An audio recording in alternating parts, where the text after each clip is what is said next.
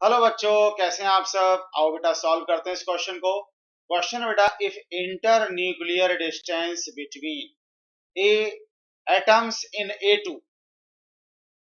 To molecule है जिसमें दो एटम्स के बीच डिस्टेंस है 10 angstrom and between B atoms in B two is 6 angstrom, then calculate internuclear distance between A and B in angstrom. Electronegativity difference between A and B has negligible value. चलो बेटा solve करते हैं। देखो क्या क्या given है। इन्होंने कहा है कि internuclear distance between A atoms in A2 10 angstrom है।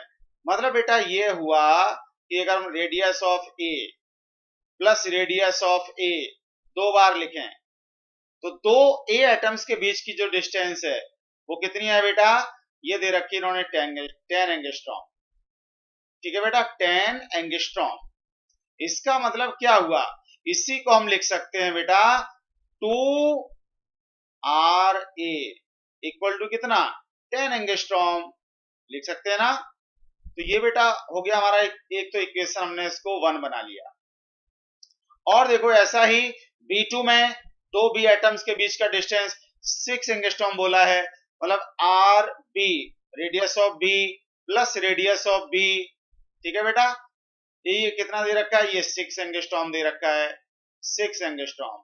या इसी को हम कैसे लिख सकते हैं, ट्वाइस ऑफ आर बी कितना हो जाएगा बेटा, 6 एंगस्ट्रॉम। बात एक ही है। ये हो गया बेटा हमारा इक्वेशन नंबर 2। अब हमें क्या करना बेटा, इन दोनों को ऐड कर देना है।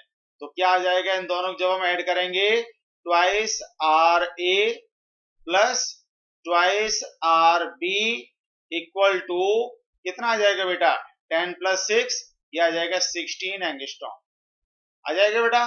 अब दो यहां पर हो गया कॉमन, तो कितना बचा बेटा, R A plus R B equal to 16 angstrom.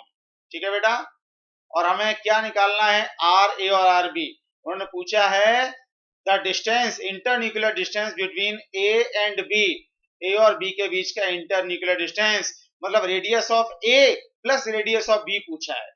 ठीक है बेटा, so R A plus R B equal to कितना हो जाएगा बेटा, ये आ जाएगा 16/2 एंगस्ट्रॉम।